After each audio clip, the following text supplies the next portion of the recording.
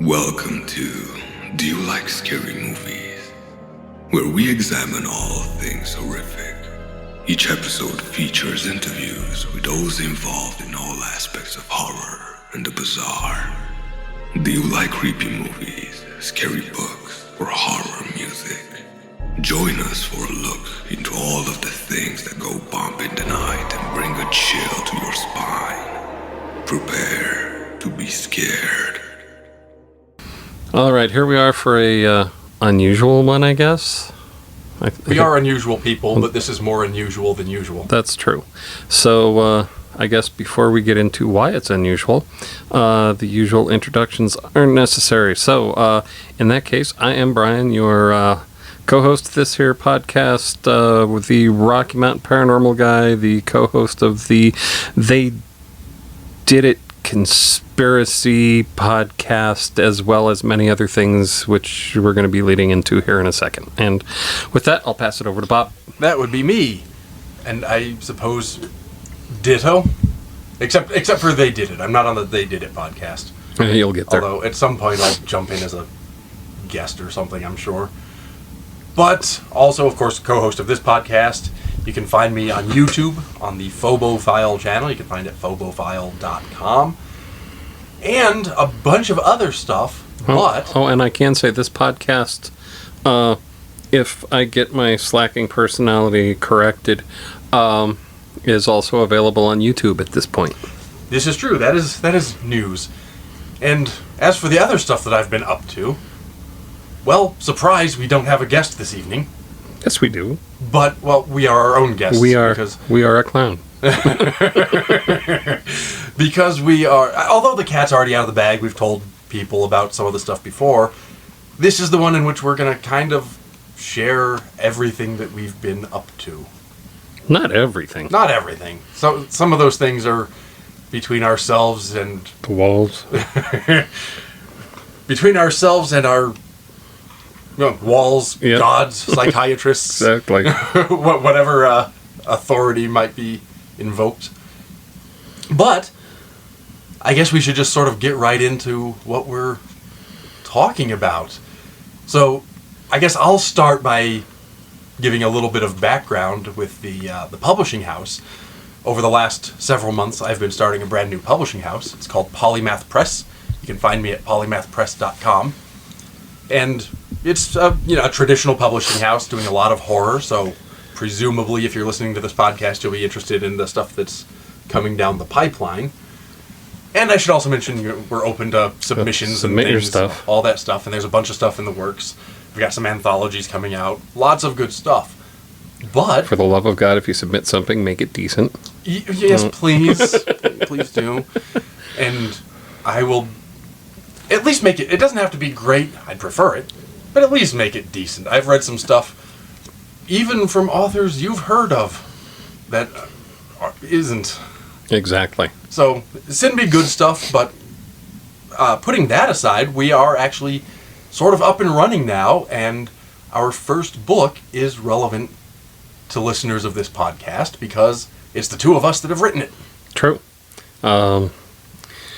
And it comes out in... a week from today, as we're recording this. Exactly. That would be September 15th. Yep. Depending on when you're listening, it could be already out. And it will be available at all of those book things. Right. So polymathpress.com is the publishing house's website. Direct sales aren't live yet. It'll be available there on the 15th when the book actually comes out. I'm not set up for pre-orders. It is available for pre-order at Amazon, Barnes & Noble, and, well, as Brian was saying, wherever fine books are sold, because this is a fine book indeed. I was going to say, how about where less than fine books are sold? It's available there, too. It's available there, too. It's just the better of the books. Right. So the title of the book is Case Files of the Rocky Mountain Paranormal Research Society, Volume 1. Not to be confused with Volume 2 through 5. Which are in progress. Exactly. Yeah, and part of what we're doing on this podcast is just to tell you a bit about the book. So a bit of background on that is when we, after the pandemic and people stopped being afraid to go out, we were sort of setting back up the Rocky Mountain Paranormal Research Society. One of the things we talked about was we have 25 years of these case files and stories, ghost stories, alien stories, invisible jellyfish, you name it. Yep. And after 25 years, they've been on the website, most of them in some form or other, but there's never really been a central repository of all of them. No, the central repository has usually been, if we're going somewhere and doing a talk, they ask us, hey, can you talk about this place or this thing? And, right. Yeah. And yes. And so we said, well, let's do a book. And then as we started outlining said book, we realized this is not one book. Volume 1 is a longer than average book. For those of you who count words, it's about 140,000 words. Comes in at just under 350 pages. Yeah, Rain Man. Because, Count words. We've managed to use a slightly smaller font size and things to squeeze it into fewer pages than it might otherwise have been. But it's a long book. So it comes with a lenticular insert? No, but we use some other tricks. Exactly. So, it's long, but even at that, it's still volume 1. Because we just realized there's no way to cram these stories into one book, even a long one. So volume 2 will be coming probably in a year or so. Volume 3 right behind that. Volume 4 at some point. It's an ongoing So this project. is an annual event.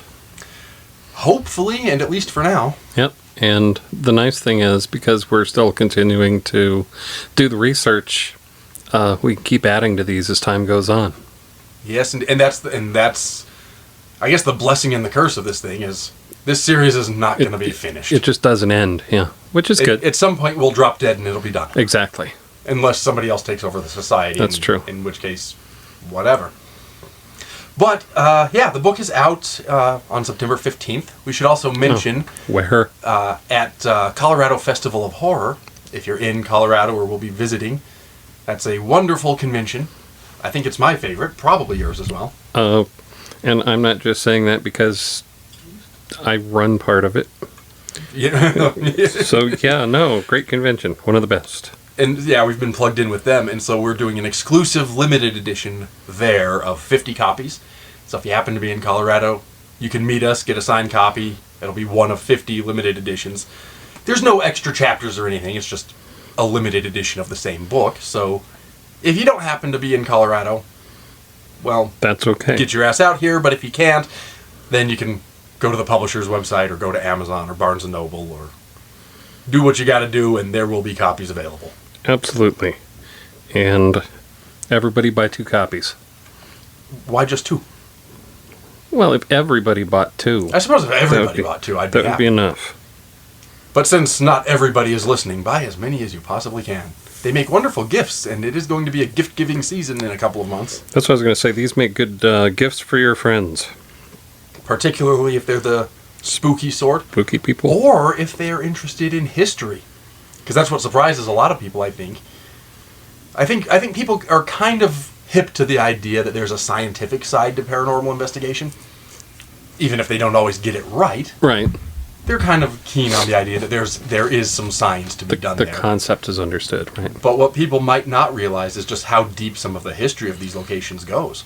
Well, and we're gonna break Rocky Mountain Paranormal off from the rest of the groups here at this point and say, I think that is a huge difference. Is a lot of people say, well, we'll look into the history, which means they asked a couple of people about the history. Or a quick Google search and they I'm look for looking an at you, article. ghost hunters. But seriously, I mean, when we dig into a history, we dig into a history.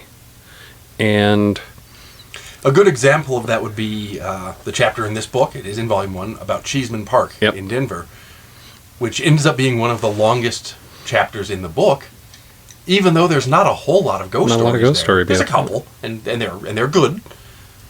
But the history of that place is rich and fascinating, and a lot of the history books have got it wrong. Well, and that's the other thing that I was thinking is, in looking at all of the books that we have collectively read over the years about these different locations, and being strictly history books... Which is not an insignificant number of books. No. We have extensive libraries. I think this book is probably deeper in detail than most of the books that are put out intentionally for those locations. Now, and a good example of that would be Stanley Hotel in Estes Park. There's a bunch of history books about it, ranging from little pamphlets that are like 20 pages long, in which case we've gone more in depth into the history. I will say in that case, there's a great biography of Mr. Stanley himself by James Pickering, which has similar depth to what we try to do. Now, that was just a biography of one guy, so he could go into a bit more depth even than we could. Exactly. But if you look at most of the books about Stanley, about Cheeseman, about any of these locations, they tend to be collections similar to ours, which don't just focus on one location, but they tend to give the history a page, if that. Right. Whereas ours, we've divided them into sections. We've got a whole section for the history. Then we've got a whole section for the ghost stories. And then we've got whatever our investigation might have entailed. And, just to give an idea of how I was jokingly talking about the historical portions of the book with somebody, they said, so how deep do you go? And I said, well, Bob was working on a section and I started reading it, and it was on the history of the Cave of the Winds. They said, and how was it? I said, well, it started something like this. As the earth was cooling. Like, that's kind of how far back all of these go, really. But most of them don't go quite that far. That one went that far back because it has to. The geology of the cave becomes part of the lore. So because the geology of the cave was actually part of the story, we had to go all the way back to how the hell did this cave get there in the first place? Exactly. Most of them start when the building was constructed. Right, when the building was constructed or the famous person involved, what was their history. So, definitely, I think, a deeper look into, just the history on its own, I think, is a deeper look than most of the history books that you'll find on the locations, but definitely more than any of the paranormal books you're going to find. Yeah, the straight history books, they've got more time. It depends on what their focus is. If it's meant to be like a survey of a bunch of locations, without trying to blow my own horn too much, I think we've gone deeper than most of those, just because we did just give up on trying to make this one volume. Right. We were able to take some time to go deep. Now, if you find a single volume history on the location, they might have gone deeper. Yeah.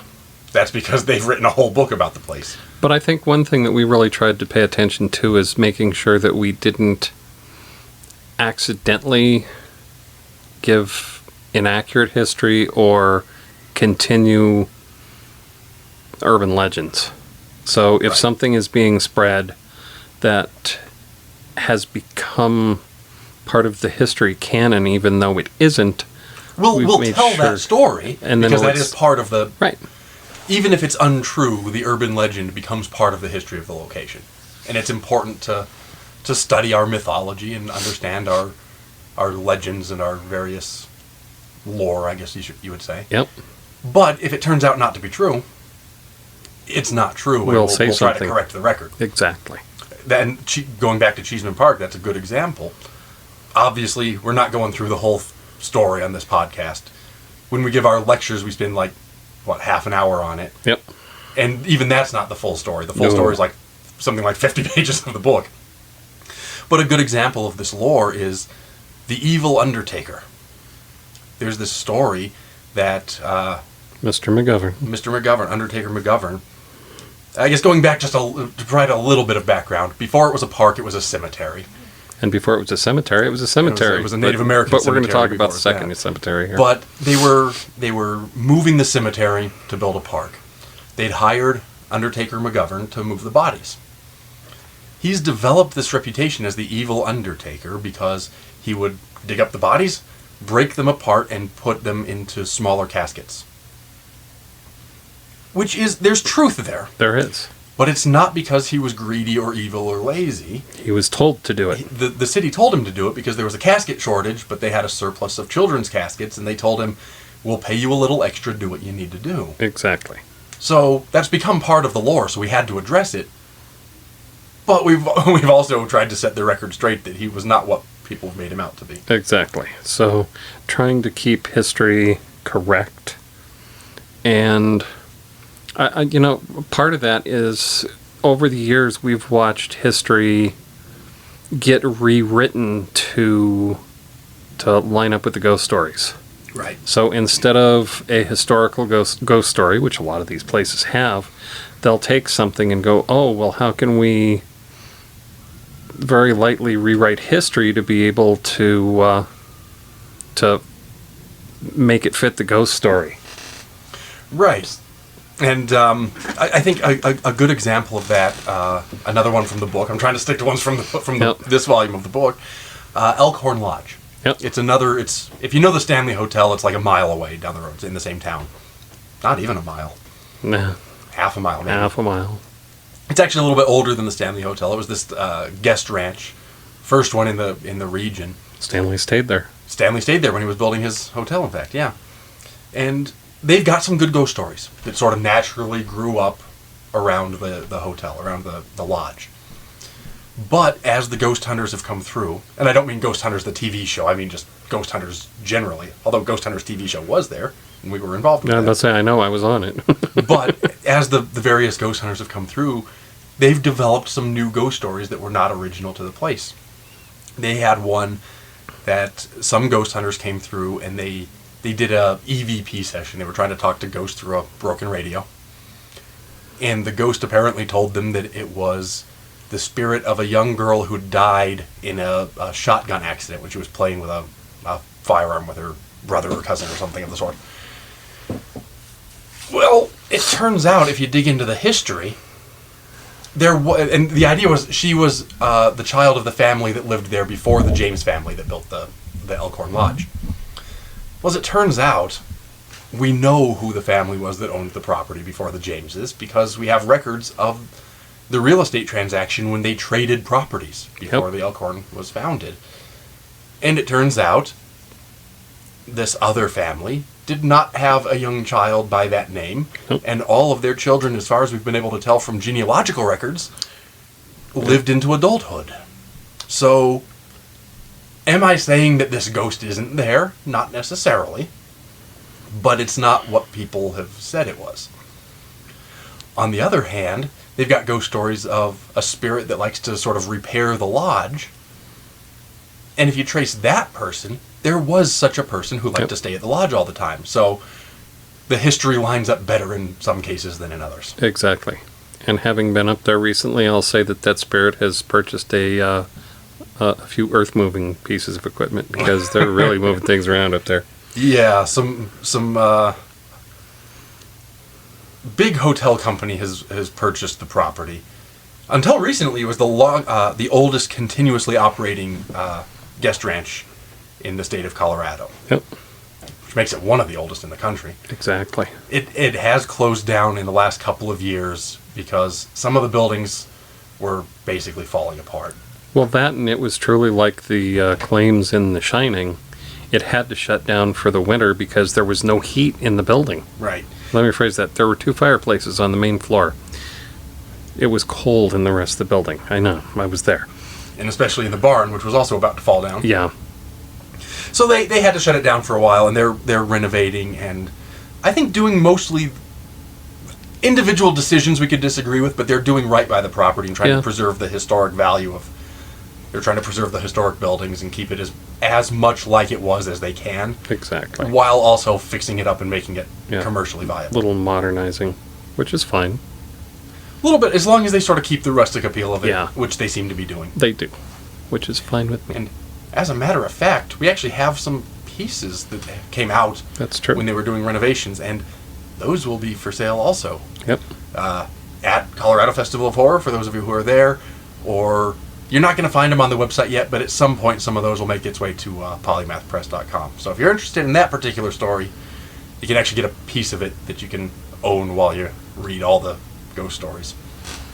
And how cool is it that you can read about a place and have a piece hold of a part of it at the same exact time? They're little pieces, but it's still pretty fun. Exactly. And for those of us that are avid collectors of the bizarre, I'm more than happy to have that sort of stuff. Yep. I got a couple pieces of my own. I have a whole house full of that stuff. I actually have a sink from the Elkhorn. That's That's true. not for sale. That's in my collection. But we do have some pieces, and I think it's important, like, even, we have big museums that are run by governments and foundations and things, and those museums are important because they're preserving the history. But there are also places that might escape the large museum's notice, and then it sort of falls to all of us weird collectors to preserve these places and these artifacts and the stories. And that brings me kind of full circle back to the book, because that's part of what we're trying to do. We like the ghost stories. The ghost stories are fun. We're horror people, obviously. We do this podcast. We're horror people. So we like the ghost stories for their own sake, but beyond that, they're also a framework to tell these history stories.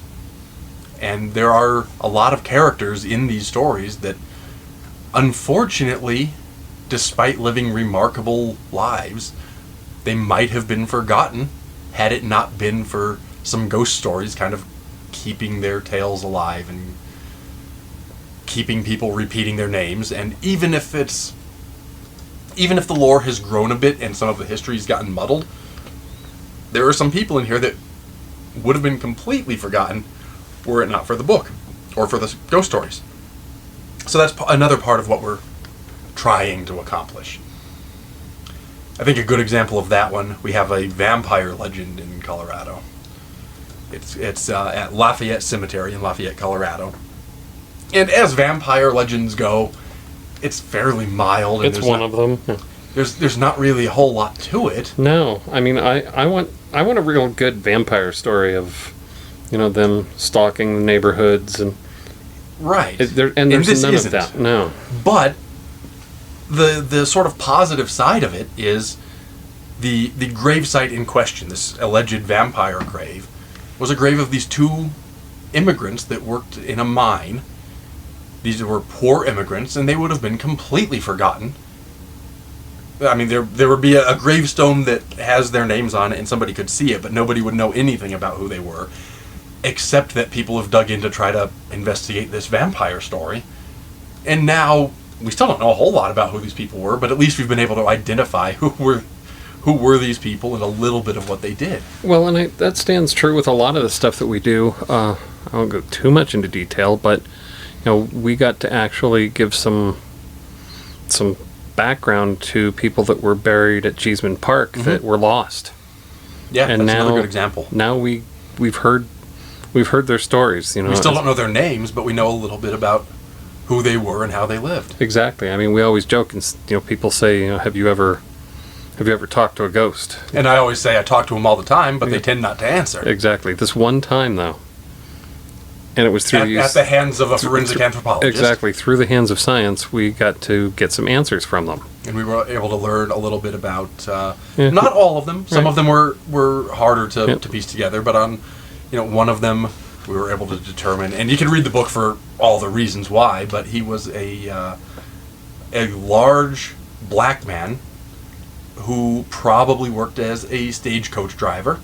And they figured that out based on some of his injuries and how well he'd been eating. And at the time, since he was eating well, he probably had some money, and that probably meant, for a black guy, that probably meant stagecoach driver. Another one was a young, half Caucasian, half Chinese girl. About how old was she? Somewhere around 14-ish. 14 to 16, Yeah. somewhere in that range. Who, and again, thinking to sort of the time in which she lived in the 1800s, being half white, half Chinese, very likely both sides of her family would have wanted nothing to do with her. And the evidence of the injuries that she'd sustained, and the fact that she died very young, sort of bears that out, and it seems she did not have a very easy time of things. Exactly. But how cool is it that we get to tell her story? And she would have been completely forgotten because there were no grave markers even No. in this case. These were bodies under the park. Exactly. So just being able to learn about this stuff, be able to learn about history and the reality behind it, and still be able to have fun with some ghost stories. That's a big part of, that's part of why I do this stuff. Exactly. And hopefully that's what people will get out of the book as well. But we should also mention, not all of these are stories that have I guess, public reputations Right. or long histories behind them, in addition to the famous locations or public venues or cemeteries or old hotels or businesses and those kinds of things. We've also had a long history of working with private people who call us up or send an email or talk to us after one of our lectures, and they say, help, I think my house is haunted, or I think I have a demon, or, as I mentioned earlier, I think I have invisible jellyfish flying through my house. That one's not in this volume. They did, though. That's going to have to wait for volume 2, so stay tuned for that. But we talk to these people, and sometimes their story is something like, I saw my dead grandmother at the foot of my bed 20 years ago. There's nothing we can do about that. That's a great story, but it was 20 years ago. We can't look into it. There's not really anything we can say or do.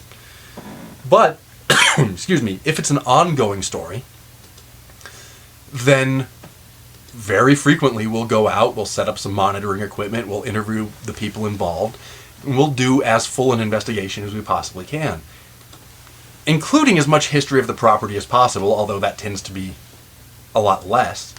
Well, and that's something that, I was talking about the history before. You can only do so much for a private investigation because... You can look at property records. Yeah, property records, things like that, but there's usually... There's not much. Not much there because it's just been lost over the years. And even if it hasn't been lost, you get a list of names who's owned the property. Exactly. And that doesn't really tell you, except in rare cases, that doesn't necessarily tell you all that much about the circumstances under which people have called us in for their ghost story or whatever it is.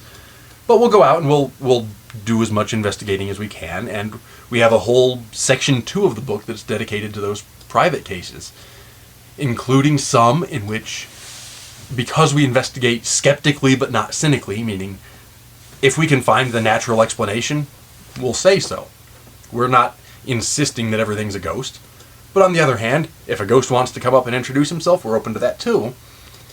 And so we've got some cases among those private cases where we could actually sort of help these people put their lives back in order because we could explain everything. There's one in here that they had all kinds of stuff going on. Yep. And we were able to very methodically go through and figure out what was naturally causing all of those things. And then there are some others where they had some weird. Yep. Even some of them, we saw some of the weird. Yep. And couldn't figure it out. So that's all in there as well. We've also done some experiments and media analyses. Those are all in section 3 of the book. So and it's not just ghosts, there's some aliens in here as well. Because we do ghosts, demons, aliens, cryptids, invisible jellyfish, cricket demons, basically anything weird. Yeah. This particular volume is mostly ghosts and a couple of UFOs. Yeah, we've been really ghost-centric over the years just because that's the most common or popular. That's the popular part of it. Yeah. People don't call in and say, hey, I've got a demon in my backyard, or I've got a... Every once in a while we get a demon case, but we tend not to get a whole lot of Bigfoot or anything because while that's popular lore, there's not a whole lot that we can do to investigate that sort of thing, short of wandering the woods and hoping to find one, which I'm happy to do from time to time, but we also have other things to do and we can't just permanently move ourselves into the woods. So we're fairly ghost heavy, but there's some other stuff in there as well. True. And more weirdness to come. And more weirdness to come. On that note, should we say, come see us over at the Colorado Festival of Horror? Come see us at Colorado Festival of Horror. You'll be able to get a limited edition. It's limited to 50 copies. So come to our table early. Although, if we sell out of the limited edition, we'll still have books, and we'll still sign them for you. But we'll have 50 of those limited editions at the Colorado Festival of Horror. You can also find out more about the publishing house in general at polymathpress.com, and you'll be able to order the book directly there starting September 15th. Or Amazon currently has it for pre-order. Barnes & Noble currently has it for pre-order. There's paperback and ebook versions, so you can... I can't fathom why people want ebooks, personally. I'm a physical media kind of guy. I was going to say, don't buy the ebook. That's dumb. But buy one if that's what you're thinking. Whatever you like, buy it however you want it. I would prefer the paperback. Exactly. And if you run into me, I'll sign it for you. Yeah. I'll sign your ebook. I don't care. I'm not sure how to sign an ebook. I actually saw somebody that had exported the cover from the ebook out as a JPEG and signed it with like paint. You just sign it with like a stylus or Yeah. something. If you set that up, I'll do it for you. Yeah, that's a stretch. I'm not going to the trouble of setting that up because I don't know how to do it. I had a hard enough time figuring out how to start the publishing house. I'm not going to figure out how to sign ebooks as well. But I guess the bottom line is I think y'all are going to like this book. And it's available in a lot of different places in a lot of different ways. So buy a couple copies in each place, as a matter of fact. Go pre-order a couple on Amazon, boost up our Amazon numbers. Then buy some from the Polymath Press, from the publisher's website. Then come and see us at Colorado Festival of Horror and get that limited edition.